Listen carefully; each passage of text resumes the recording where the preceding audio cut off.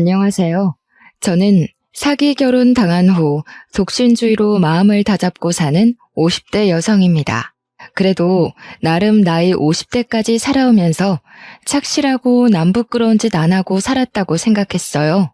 부모님이 돌아가셨을 때 말고는 제 인생에 고비라고는 없었습니다. 그저 이대로만 살다가 편하게 눈 감을 수 있다면 그야말로 금상첨화를 누리다 가는 거라고 여겼어요. 이전 시대가 더 힘들었네. 요즘 시대가 더 고난하네. 그런 불필요한 논쟁이 무슨 소용인가 싶어요. 사실상 다 맞는 말이거든요. 안 힘든 세상은 그 어떤 때에도 없었습니다. 그래서 제가 무난하고 순탄하게 살아온 것이 금상첨화라고 얘기를 한 거예요. 돈 많다고, 직업 좋다고, 마냥 좋은 일만 팡팡 터지리라 생각지 않거든요. 그런데 제가 하필 늦은 나이에 돌부리에 걸려 넘어지고 말았지 뭡니까. 어디 가서 그때 나이에 사기당했다고 하면 솔직히 쪽팔립니다. 심지어 결혼 사기를 당했잖아요. 그 일이 있고 저 아무한테도 얘기를 한 적이 없어요. 그냥 왜 갈라섰냐고 물어보는 사람이 있으면 일일이 말하기도 피곤하고 민망해서 그저 성격 차이라고만 해버립니다. 그래서 저 처음으로 여기다가 제 이야기를 써봐요. 용기 내서 말씀드리는 건데 부디 이 사연이 끝날 때쯤엔 제 마음도 편해졌으면 좋겠네요. 결혼을 하기 전까지는 그동안 제 인생에 결혼이란 삶이 없을 거라고 생각했어요. 그런데 다 늦은 제 나이에 한 줄기 빛처럼 찾아온 남자가 있었고 그 사람 덕분에 저는 처음으로 웨딩드레스를 입어봤습니다. 비록 결혼이 늦었지만 그래도 노후는 사랑하는 사람과 해보지 못한 추억을 쌓으면서 단란하게 살 수 있겠구나 기대를 많이 했었어요. 그렇게 인생 최대의 행복을 누릴 생각에 기분이 들떠있던 제가 결혼하고 난 후 바로 한 달 만에 이혼을 하게 될 줄 누가 알았겠습니까? 저는 조선소 주변에서 작은 호프집을 하던 사장입니다. 조선소 사람들이 퇴근하고 자주 찾는 가게라 매출이 잘 유지되는 편이었어요. 그곳이 오지랑 다름없는 곳이라서 젊은 사람들은 그저 집 일만 강제로 할 수밖에 없는 위치에 있었죠. 그렇다 보니 제 호프집은 저녁 시간에 많이 붐볐습니다. 거기서 남편을 만나 제 인생에 없을 줄 알았던 연애를 하게 된 거예요. 놀랍겠지만 저는 30대 연애를 마지막으로 10년 넘게나 남자를 못 만나봤습니다. 그래서 남편을 만나 차곡차곡 쌓아가는 설렘이 너무 오랜만이었고 그 때문에 더 눈이 멀어버렸던 것 같아요. 제 기준에선 그래요. 콩깍지가 제대로 쓸 수밖에 없었죠. 저도 또한 그 오지 같은 곳에 친구 한 명 없었고 일하는 것 아니면 집에서 혼자 적적하게 보냈으니까 애인의 존재는 제게 삶의 원동력을 주었어요. 그래도 그동안 어디 돈 쓸 곳이 없어서 모으기만 했던 돈이 제법 많더라고요. 목돈 묵혀둔 통장이 몇 개 됩니다. 어쨌든 제 남편은 저보다 연하예요. 저는 50대인데 남편은 40대인 정정한 사람이었죠. 처음엔 그런 사람이 같은 또래를 만나지 않고 왜 나한테 관심을 보였을까 궁금하긴 했어요. 그런데 남편이 알아서 말해주길 제가 50대로 안 보인다고도 했고 또 자기는 마음이 잘 통하기만 하면 여자 나이는 전혀 신경 안 쓰인다고 하더라고요. 제가 여자라는 걸 오랜만에 느끼게 해준 남편의 달콤한 멘트가 제 하루를 통째로 뒤흔들었어요. 남편이랑은 주로 제 호프집에서 데이트를 했습니다. 마땅히 갈 곳도 없고 호프집에서 맥주 한 잔씩 하면서 서로에 대해 묻고 답하는 시간을 갖는 것만으로도 즐거웠어요. 젊은 사람들끼리는 서로의 애정도라든지 과거라든지 하는 일이나 관심사 같은 걸 묻곤 한다는데 저희는 그런 시절 다 넘겨온 어른이잖아요. 그래서 경제 얘기나 정치 얘기, 관심사는 당연히 필수 질문이었고 세상 다 산 사람처럼 주로 인생살이에 대해 대화를 나눴습니다. 그렇다 보니 서로의 형편이나 수익에 관련해서도 투명하게 얘기를 하게 되었습니다. 조선소 남자들 돈 많이 쓰잖아요. 입지도 괜찮아서 매출이 장난 아닐 것 같은데 노후 걱정은 안 해도 되겠어요. 어디 주식이나 투자 같은 건 안 해요? 아유, 그런 건 겁이 많아서 쳐다도 못 봐요. 무식하게 돈 모으는 것만 할 줄 알지. 아무래도 이 주변에서 돈 쓸 데가 우리 가게밖에 없으니까 저도 득보는 게 있긴 하네요. 게다가 제가 친구가 없잖아요. 모으기만 하고 쓰질 않으니까 생각보다 돈 모으는 게 쉽더라고요. 당시엔 제가 몰라도 너무 몰라서 남편이 묻는 대로 순수하게 답했던 게 한심스러울 뿐이네요. 남편은 그 뒤로도 제 주머니 형편에 대해서 많이 언급했었습니다. 항상 제 가게 매출에 신경을 써줬고 마치 남편이 투잡을 하는 것처럼 조선조와 호프집을 번갈아 가며 도와줬어요. 그러면서도 다소 허술한 제 경제관념까지 친히 주의를 주면서 여자 혼자 돈 많이 쥐고 있으면 무슨 일 날지 모른다고 늘 정신 바짝 차리며 살게 해주었습니다. 남편을 만나기 전까지는 솔직히 제가 가게 계산들을 허술하게 관리하긴 했거든요. 직원 안 쓰고 저 혼자 일을 하는 호프집이었다 보니 계산대를 비우고 여기저기 쏘다니는 경우가 많았어요. 그럼에도 돈 한 사고 한 번 안 나서 제가 더 마음 놓고 계산대를 내버려 두었습니다.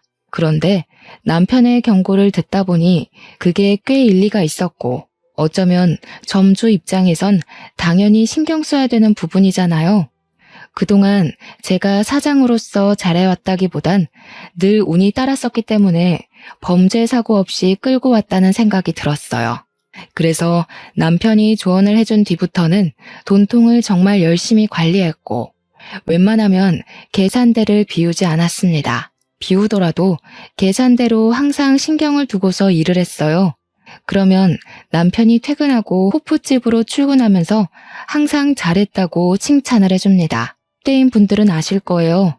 나이를 그렇게까지 먹으면서 사실 누구한테 칭찬을 해본 적은 있어도 칭찬을 받는 건 까마득하게 오래되었을 나이잖아요.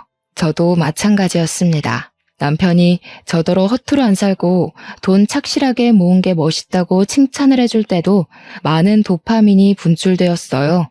노후 준비 다 되어 있고 자기 일 열심히 하고 예쁘기까지 한 여잔데 도대체 왜 여태 솔로였을까? 아무래도 나랑 만나라고 하늘이 점지해줬나 봐요. 저더러 선희 씨 남은 세월 든든하게 지켜주라고 선희 씨를 혼자 둔 것 같은데요. 그땐 정말 남편이 오로지 제 걱정뿐이라 생각하고만 있었습니다. 또 이건 이제야 말씀드리는 건데 남편한테는 이혼 경력이 있어요. 전처가 바람을 피우는 바람에 소송에서 갈라서게 되었다고 했습니다. 그런 상처를 가지고 있는 사람이라 그런지 한 번씩 저보고 전처랑 너무 다른 사람이라서 좋다고도 하더군요. 제 나이면 솔직히 초혼인 남자 만나기 힘들지 않습니까?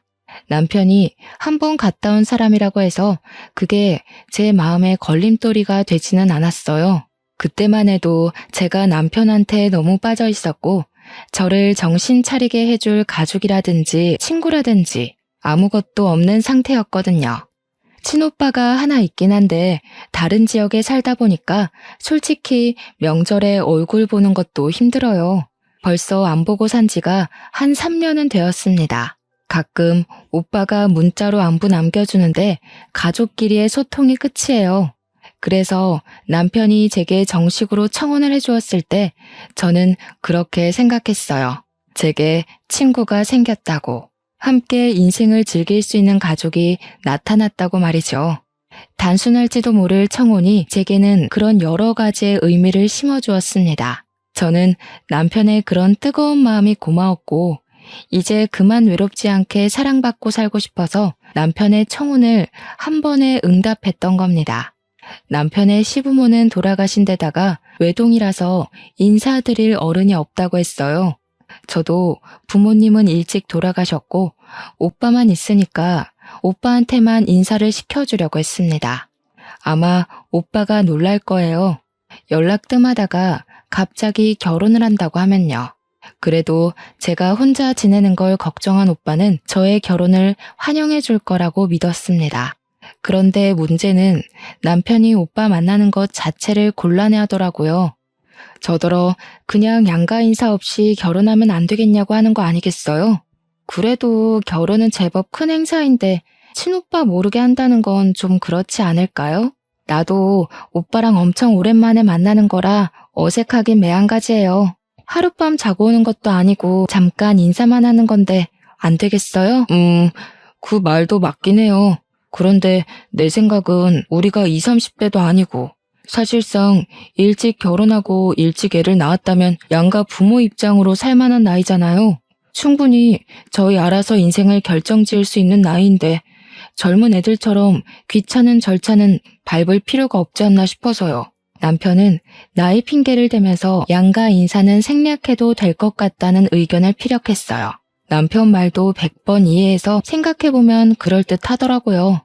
단지 조금 서운하고 망설여졌던 건 저는 초혼이라 모든 게 다 새롭고 여기저기 축하를 받고 싶은데 남편은 저랑 두 번째 결혼이라 그런지 최대한 조용히 단출하게 식을 올리고 싶어 했습니다. 웬만하면 남편 의견을 존중해 주는데 이 문제만큼은 고민 많이 되었어요. 그래도 어쩌겠어요. 생각해보면 남편한테는 두 번째 결혼식이라서 주위 사람들에게 또다시 청첩장을 보내기가 민망할 거 아닙니까? 최대한 남편의 입장을 이해해 보려고 노력했고 시간이 가다 보니 정말로 이해가 되더군요. 그래서 저희는 필요한 사람들만 불러서 저희끼리 작게 식을 올리기로 결정했어요. 결혼식 하나 거창하게 안 한다고 저랑 남편의 사이가 달라지는 건 아니잖아요. 스몰 웨딩이라 하더라도 저는 웨딩드레스를 입을 거고 남편 손을 잡을 거고 남편과 부부가 될 거니까요. 필요한 사람들만 결혼식에 부른다고 하면 결국 저희 오빠한테도 결혼 사실을 알리긴 해야 되지 않습니까?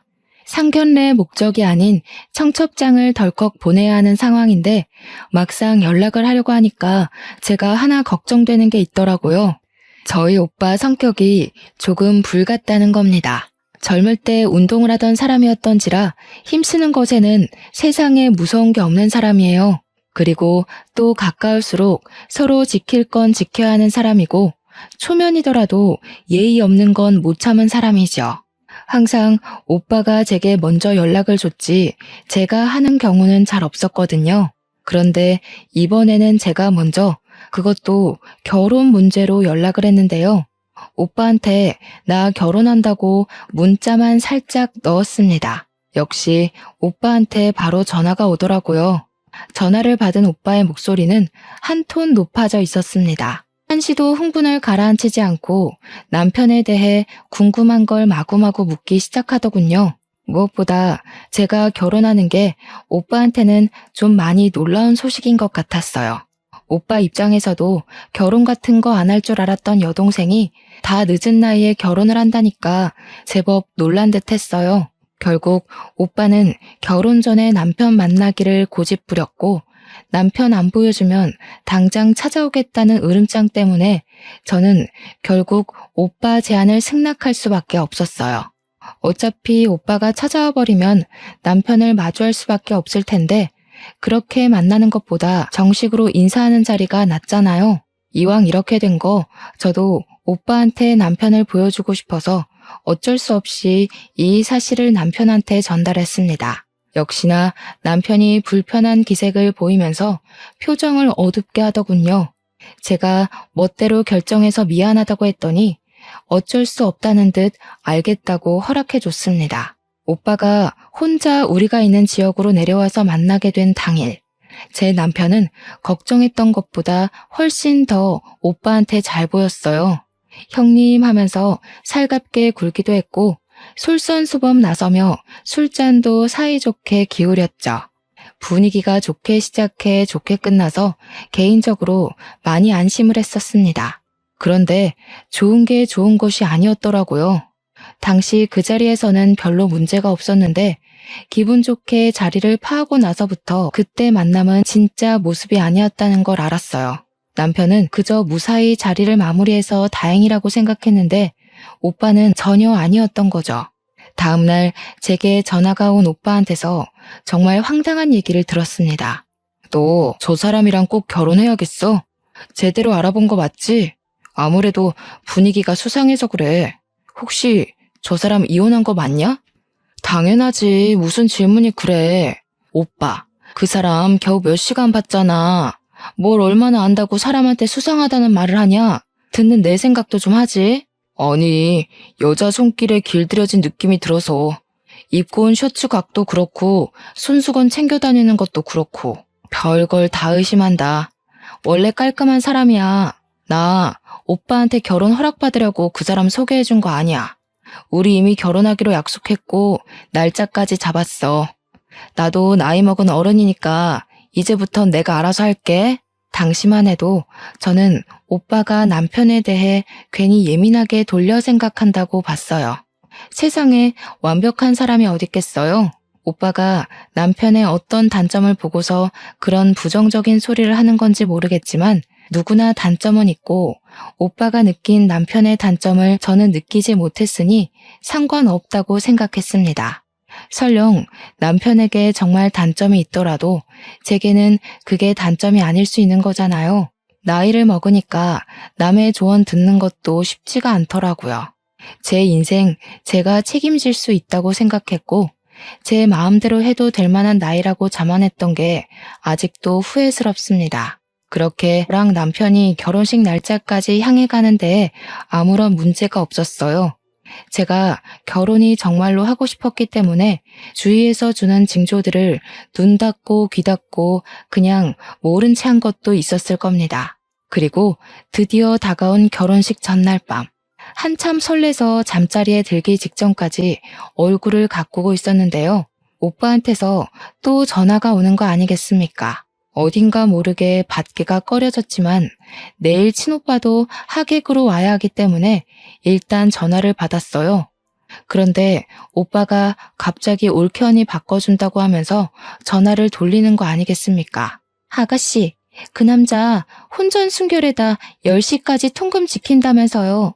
혹시 그 남자 집에는 가봤어요? 신발장이나 욕실 같은 데도 확인했고요. 집에는 안 가봤죠. 조선소에서는 우리 집이 더 가깝고 우리 집에서 만나면 되니까요. 그리고 워낙 철저하고 계획을 잘 지키는 사람이라서 11시 취침 시간을 꼭 지키는 사람이거든요.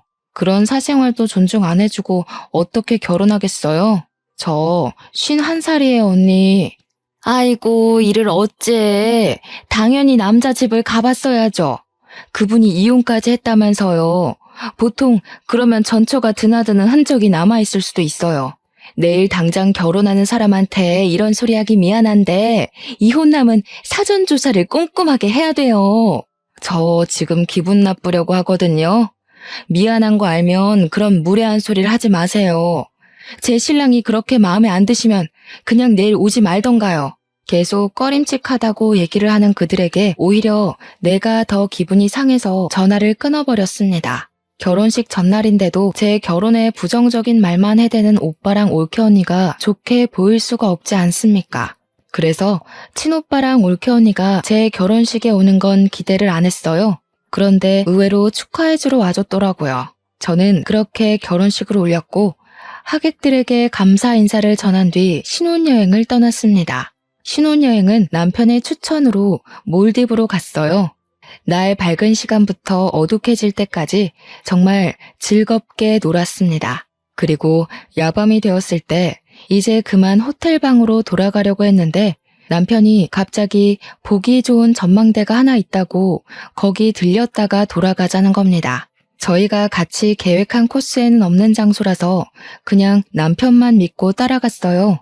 남편이 향하는 곳은 인적이 정말로 드문 곳이었습니다. 남편 말로는 그곳이 전망대로 유명한 곳이었는데 사고가 나서 장기적으로 문을 닫고 있다가 폐쇄가 된 곳이라고 했어요. 그래서 그런지 가로등도 설치가 안 되어 있더라고요. 조금 무서웠는데 남편이 도착했다는 곳에서 걸음을 멈추자 엄청난 야경을 한눈에 볼 수 있었습니다. 우리나라 야경도 전망 좋은 곳에서 보면 참 예쁘던데 몰디브는 또 몰디브만의 느낌이 살아서 예쁘더라고요. 여기까지의 느낌은 저를 위해 전망대 코스를 준비해준 남편 배려에 대한 보답입니다. 즉, 남편 말대로 야경은 참 예뻤지만 솔직히 제 기준에서 끝내줄 만큼인지는 잘 모르겠다는 뜻이에요. 하지만 그것 또한 저와 남편이 다른 점이라고 생각하고 남편의 감성을 이해해주며 호응을 보였어요. 그때 남편이 커피 좀 사오겠다며 기다리고 있으라 하더군요. 저는 너무 어둡고 무서워서 같이 가자고 했는데요. 오늘 나 때문에 많이 걸었잖아. 여기도 굳이 안 와도 되는 건데 내가 고집부려서 온 거니까 자기 고생 안 시키고 싶어. 조금만 기다려줘. 여기 건물 뒤에 카페 하나 있거든. 금방 다녀올게. 10분이면 돼. 그렇게 뛰어가 버린 남편은 다시 돌아오지 않았고 저는 그 길로 타국에서 남편을 잃게 되는 극한의 상황에 처하고 맙니다. 남편이 자리를 뜨고 한 1분 지났을까요? 아무도 없는 곳에 웬 파키스탄 외국인들이 나타났어요. 총 3명이었는데 그 남성들은 어기적거리며 제게 다가오더니 순식간에 저를 잡아 끌었습니다. 제가 최선을 다해 반항했지만 남자 힘은 이길 수가 없었어요. 소리를 질러도 주위에 인적이 없으니까 도움을 청하지도 못했습니다. 곧 돌아오겠다던 남편을 부르며 비명을 질렀지만 남편은 전혀 나타날 기미가 안 보였고 저는 그 상태로 미리 대기된 차량으로 끌려갔어요. 속수무책으로 끌려가더라도 사람이 본능적으로 목숨에 위협이 생기면 말도 안 되는 힘이 나오지 않습니까? 그 순간 제가 그랬던 것 같아요. 친오빠가 그런 말을 한 적이 있어요. 호랑이 굴에 들어가도 정신만 차리면 살 수 있다고요. 그 위험한 상황에서 생각나는 건 우리 친오빠밖에 없었습니다. 오빠 말대로 정신을 차리고 보니 도망칠 수 있을 만큼 수두룩한 허점들이 보였어요. 아마 제가 여자라서 대강대강 잡고 있어도 괜찮다고 생각했나 봅니다. 그래서 저는 어릴 적 오빠한테 배웠던 호신술로 그들을 제압해보려고 했지만 그런 상황에서 호신술 같은 게 어디 바로바로 생각이 났겠습니까?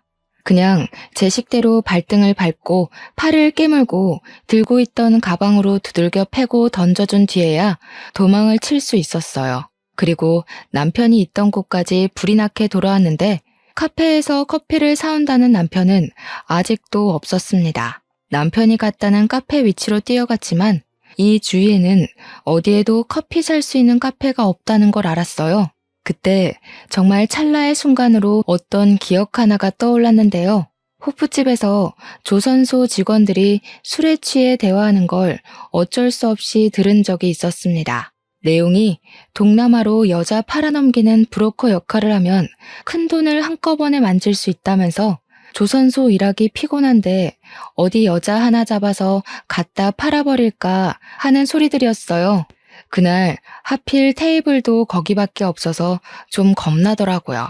그래서 남편한테 퇴근하면 빨리 와달라고 연락을 했던 기억이 납니다. 왜 하필 이런 위험한 순간에서 그런 기억이 떠올랐는지 모르겠지만 남편이 혹시 나를 그렇게 만들려던 건 아닌가 싶은 생각도 찰나에 했어요. 하지만 금세 아니라고 부정을 해버렸죠. 남편과 함께 만들어온 추억들을 생각하면 절대 거짓일 수 없을 만큼 서로 행복했고 진심이었거든요. 일단 저는 그곳에서 벗어나기 위해 뛰고 또 뛰었습니다. 올 때는 남편이랑 같이 있어서 분위기 있고 좋던 거리가 순식간에 공포로 뒤덮인 순간이었어요. 학교 다닐 때 체력 검사 시간에 뛰어본 것 말고는 달린 기억이 없던 저는 죽을 듯이 뛰어서 그 외국인으로부터 벗어날 수 있었고 드디어 인적 보이는 곳에 가 전화를 걸 수 있었습니다. 그런데 남편 전화번호가 갑자기 생각 안 나더라고요. 그래서 오빠한테 전화를 걸었어요. 오빠는 제가 미운 말을 해도 하나밖에 없는 가족이라고 항상 저를 걱정하고 챙겨주는 사람이에요. 역시나 제 전화라면 컬러링도 안 가서 신호음이 끊기게 해주었죠. 제가 남편을 잃어버렸다고 좀 전까지 있었던 상황을 설명했더니 오빠가 바로 언성을 높였습니다. 어쩐지 그 새끼 수상하다 했어. 분명 그 새끼가 꾸민 짓일 거야. 진작에 사고 날 거라고 생각은 했는데 미치지 않고서야 이런 식으로 일을 벌인다고? 그 새끼 잡히면 내가 아주 그냥 일단 지금 바로 출발할 테니까 가까운 경찰서 가 있어. 여기가 어디 먼 거리의 한국 지역도 아니고 무려 하루가 걸리는 거리를 날아와야 하는 몰디브인데 다짜고짜 당장 오겠다는 오빠를 말리려고 했습니다. 그렇지만 제가 아까 외국인 남성들한테서 벗어나느라 가방을 냅다 던져주고 오는 바람에 자긴 돈이 없어서 오빠가 필요했어요. 그래서 저는 물어물어 경찰서를 찾았고 양해를 구해 거기서 친오빠에게 주소 문자를 남겼습니다. 친오빠는 하루가 지난 뒤에야 제가 있는 경찰서까지 도착을 했고 올케 언니는 애 때문에 같이 동행하지 못했다고 했어요. 그때까지도 저는 남편을 만나지 못했습니다. 남편의 번호를 아는 오빠가 비행기 타기 전에 남편한테 전화를 걸었다는데 전화가 계속 안 받았다고 했어요. 얼마 안 있다가는 아예 전화가 꺼졌대요. 아무래도 지금 벌어진 모든 상황이 고의적인 게 맞는다고 생각한 오빠는 제 남편이 사기꾼 같다는 의심에 확신을 더했습니다. 하지만 바보 같던 저는 제 눈으로 확인하기 전까지 남편의 짓이라는 걸 믿을 수가 없었어요.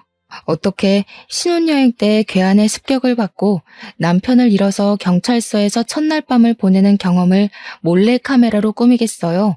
제 남편은 그럴 사람이 아니었고 매 순간 자기보다 저를 더 우선순위에 둔 사람이었기에 그냥 제가 운이 안 좋았을 뿐이라고 생각했어요. 오빠 덕분에 한국으로 무사 귀환한 저는 그제야 남편한테 전화를 걸어볼 수 있었습니다.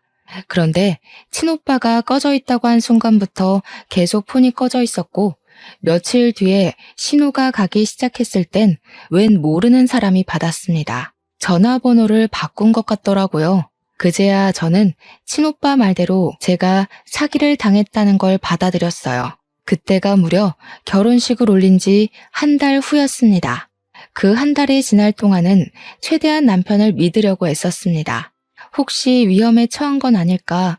내가 도와주지 못하고 혼자 한국에 와버린 건 아닌가 하고요.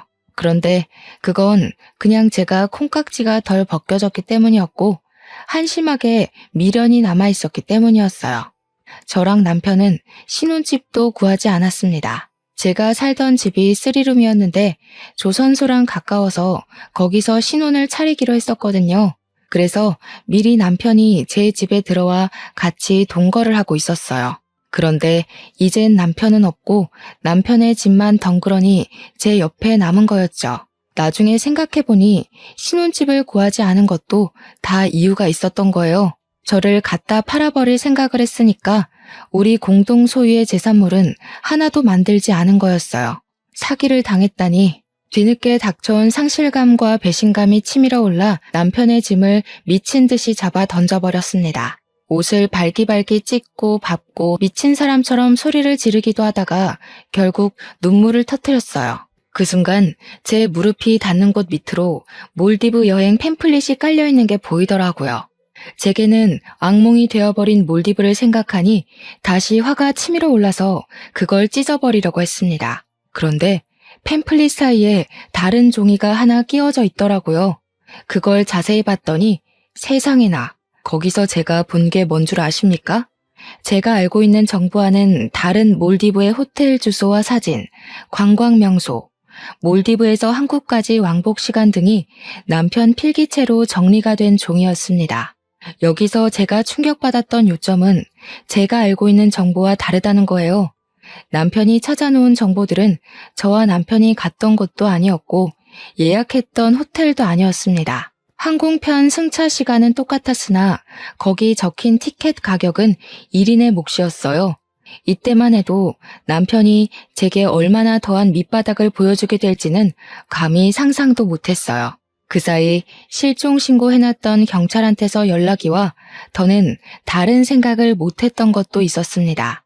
저는 오빠한테 따로 연락을 해서 당장 경찰서를 찾았습니다. 일단 남편이 한국에서 발견되었다는 것은 제게 큰 배신을 일으켰고 남편을 오랜만에 다시 보게 된다는 생각은 저를 두렵게 만들었습니다. 이런저런 생각들이 상충해서 그냥 너무 복잡한 심경이었어요. 그렇게 경찰서에 도착했더니 정말로 익숙한 뒤태가 저를 기다리고 있더라고요. 한 달 만에 본 남편은 저의 바람과 다르게 너무 멀끔하고 멀쩡한 차림새로 있었습니다. 오빠는 남편을 보자마자 멱살을 잡았고 밑도 끝도 없이 주먹을 날려버렸습니다. 오빠가 나이 들었다고 해도 여전히 파워가 장난 아니라서 진정으로 주먹을 맞는다면 이빨이 나갈 수도 있거든요. 저와 경찰서 사람들은 흥분한 오빠를 겨우겨우 말렸습니다. 하지만 오빠는 여전히 남편의 멱살을 잡고 있었죠. 이 사기꾼 새끼야, 나이 처먹고 할 짓이 그렇게 없었냐? 감히 내 착한 동생을 건드려? 내 눈에 걸린 이상 넌 이제 죽은 목숨이야. 오늘 이 자리에서 제사 치를 줄 알아. 오빠가 맹수처럼 으르렁거리는 걸 경찰 3명 급하게 와서 다시 붙들었습니다. 우리 오빠가 체격이 좀 좋은데다가 저랑은 6살 차이가 나는데요. 부모님이 일찍 죽고 저를 자식처럼 키웠기에 저를 건드는 사람들한테는 더 물불 안 가렸어요. 오빠가 한번 화나면 스스로 화가 풀릴 때까지 아무도 말릴 수가 없지만 이제는 말리고 싶지도 않았습니다. 그건 그렇고 저도 남편한테 가서 대체 이게 어떻게 된 거냐고 소리를 빽 질렀어요. 사기꾼 놈이 뭐라고 짓거리나 들어보고 싶었습니다. 한 달 만에 나타난 사람이 때깔 한번 좋다. 몰디브에 나 갖다 팔고 돈 받을 계획이었어. 처음부터 그럴 목적으로 나한테 접근했던 거냐? 내가 그때 얼마나 무서웠는지 알아? 나 죽을 뻔했다고. 진짜로 당신이 다 꾸민 짓인 거야? 당신 사기꾼이었어? 대체 왜? 남편은 그저 묵묵부답으로 일관하며 이 상황이 짜증난다는 표정만 하고 있었습니다. 제가 알던 다정한 남편과는 분위기부터가 완전히 달라서 저는 이미 거기서부터 충격을 먹어버렸어요. 남편이 입을 열고 변명이라도 할 때까지 계속 원망하면서 멱살을 잡고 똑바로 말해보라며 소리를 쳤습니다. 그런데 제가 따져야 될 건 당장 그 문제가 아니더라고요. 남편의 옷이 구겨질 만큼 멱살에 힘을 주고 있는데 그 순간 저를 밀쳐내며 제 남편 앞을 가로막는 여자가 있었습니다. 처음 보는 그 여자가 하는 말 때문에 제 일은 단순 사기 결혼으로만 끝낼 수 없단 걸 알았어요. 내 남편한테 뭐 하는 짓이야? 다 늙은 아줌마가 더럽게 힘만 세가지고 이러다 상처나면 다 상해죄로 신고해버릴 줄 알아? 남편이라뇨? 이게 무슨 소린가 싶어서 할 말을 잃고 있었는데 알고 보니 기가 막히게도 이 여자가 남편의 전처라는 거 아니겠습니까? 전처가 있다는 사실은 이미 알고 있었어요. 남편이 이혼 경력이 있다고 솔직하게 말해주었으니까요. 그런데 제가 궁금한 건 이미 갈라선 전처가 왜 갑자기 나타났고 왜 우리 일에 나서서 이러고 있냐는 거예요. 또 경찰서까진 어떻게 찾아왔는지도 궁금했습니다. 어처구니가 없어서 저는 전처를 더 자극했고 그러니 제가 궁금했던 걸 쉽게 알 수 있었어요. 그러니까 이 미친 사기꾼이 전처랑 위장 이혼을 한 거더라고요. 전처가 바람을 피워서 갈라섰다는 남편의 말은 거짓말이었다는 겁니다. 둘이 위장 이혼을 한 이유가 신도시 아파트 당첨 확률을 높이기 위해서였다고 해요.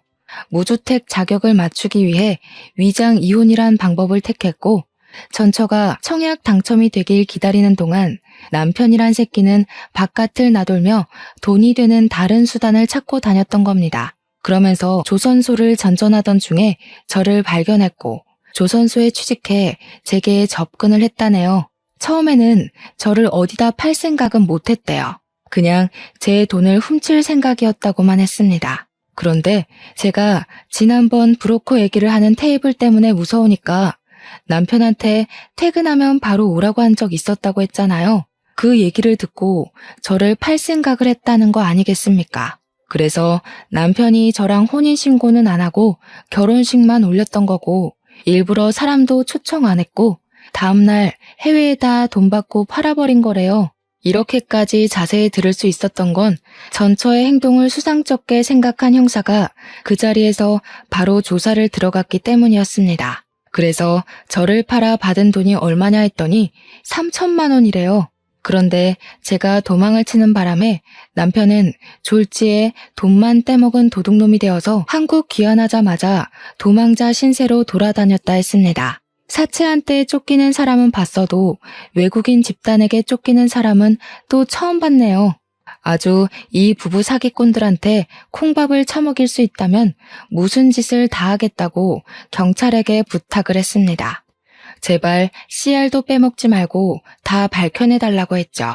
그런데 말입니다. 경찰한테 조사받은 그들을 지켜보면서 뭐 하나 의아한 점이 있더라고요.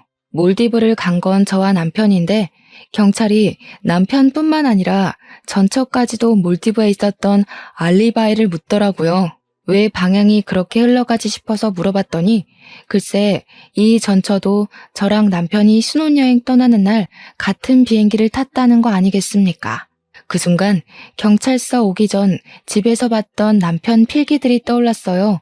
그러니까 남편은 당시 저랑 신혼여행을 간 게 아니라 저를 갖다 팔고서 바로 자기 와이프랑 해외여행을 즐긴 셈이었던 거죠. 남편이 단 한순간도 저를 사랑한 적이 없었다고 해도 사기를 친 걸로 모자라 저를 기만했다고 생각하니까 이거 그냥 앉아있을 수 없겠더라고요. 그런 상황에서 전처가 제게 퍼붓는 악의적인 말은 제가 들고 일어날 수 있도록 힘을 주었습니다. 결국 아무도 피해를 안 본 거니까 우린 잘못 없는 거 아닌가요? 이 아줌마가 그냥 얌전히 팔려갔으면 저희도 벌받아 마땅하겠죠. 그런데 이 아줌마 멀쩡하게 살아있잖아요. 늙어서 비싸지도 않는 거 겨우 사람들 설득해서 보냈더니 도대체 어떻게 빠져나온 건진 모르겠지만 전처는 멍청하게도 경찰서가 어떤 곳인지 잘 모르는 듯합니다. 그렇지 않고서야 정말로 자기 남편을 위한다면 그렇게 자기 죄를 알아서 자백하고 있을 순 없겠죠. 남편이 뒤늦게 전처의 입을 막는 바람에 전처도 뭐가 잘못된 건가 싶어 눈치를 보더라고요. 저는 그렇게 주위 눈치를 보는 전처의 머리채를 잡고 반대 손으로 따귀를 날렸습니다. 너희들 수준 떨어지는 짓은 우리나라 법이 알아서 처리해 줄 거니까 상관없는데 나보다 더 자글자글한 년한테 아줌마 소리 듣는 건 좀 거슬려서 말이야. 민증 안 보여줬으면 언니라고 부를 뻔했어요. 혹시 애를 낳아서 이렇게 폭삭 사가버렸나? 아, 애 없죠? 차라리 애 때문에 세월 맞았다고 하는 게 덜 쪽팔리겠네. 오빠는 행패를 너무 심하게 부려서 경찰서 밖으로 쫓겨났는데 그 상황에서 저 혼자 그들을 대응하고 있느라 솔직히 좀 겁나는 것도 있었습니다. 그럼에도 이 연놈들을 망가뜨리고 싶다는 일념 하나로 버티고 있었어요.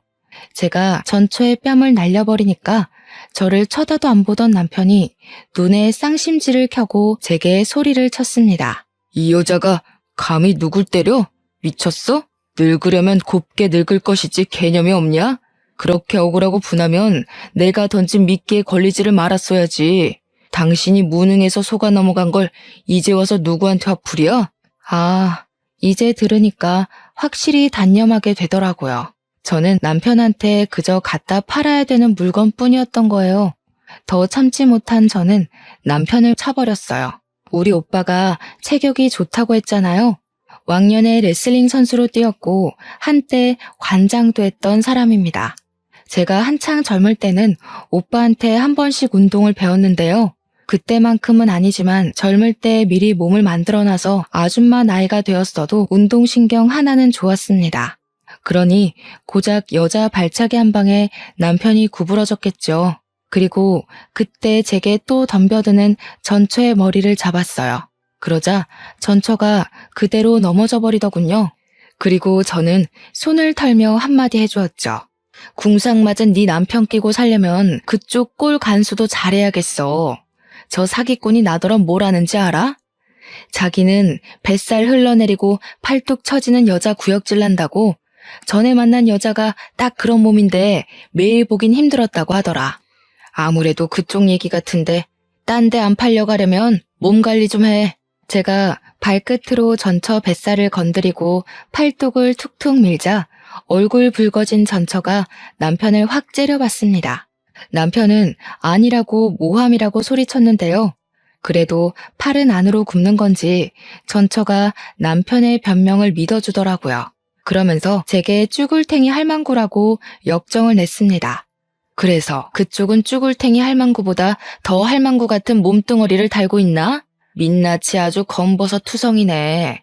사는 게 많이 쪼들리나 봐. 요즘 세상엔 여자가 그쪽처럼 무능하면 폐기물 소리 들어요. 그리고 지금 내 남편하고 감쌀 때가 아니에요. 이제 둘 다 산거지 될 것 같은데 어떡한데?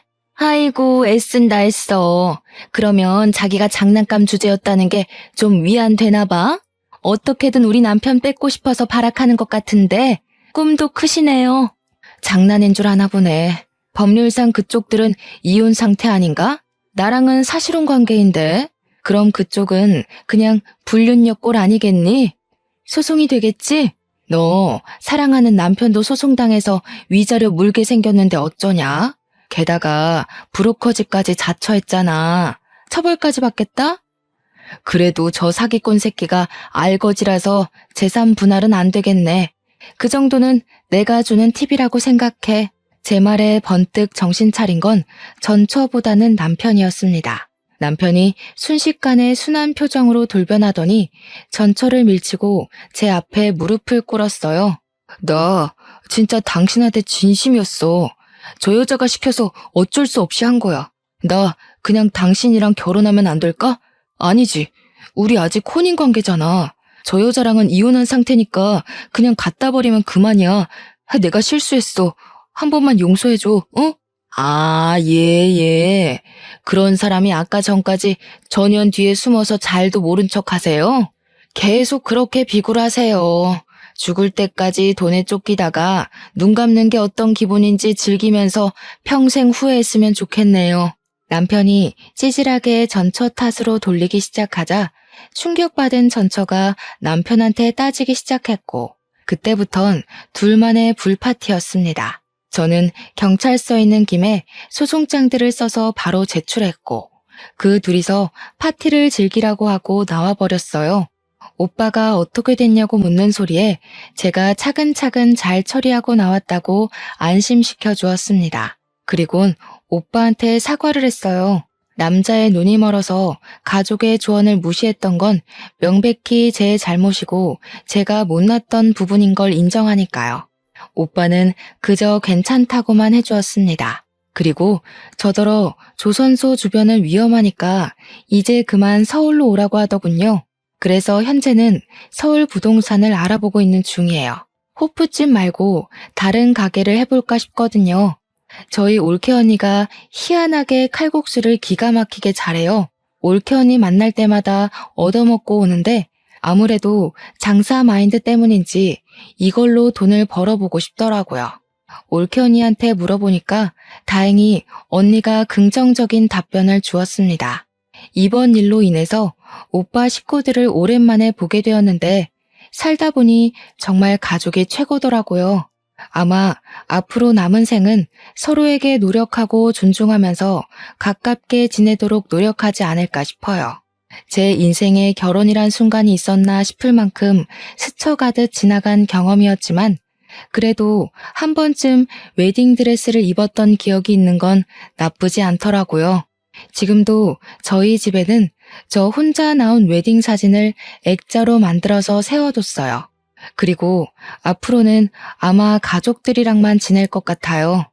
다 늦은 나이에 무슨 남자를 만나겠어요. 이 나이 되니까 그냥 다 피곤하고 혼자서 하고 싶은 일 하며 사는 게 편한 것 같더라고요. 제가 좋아하는 사람들만 끼고서 말이죠. 이렇게 독신으로 사는 것도 어쩌면 자유로울 수 있는 혜택이라고 생각합니다. 결혼은 의무도 아니고 막중한 책임감이 없다면 실패 확률도 크잖아요. 어디 내놓기 부끄러운 제 사연 잘 들어주셨나요? 저는 여기를 시작이자 마지막으로 그만 이날의 일들을 내다 버리려고 해요. 긴 글 듣느라 고생 많으셨습니다. 늘 만수무강하세요. 끝까지 들어주셔서 감사해요.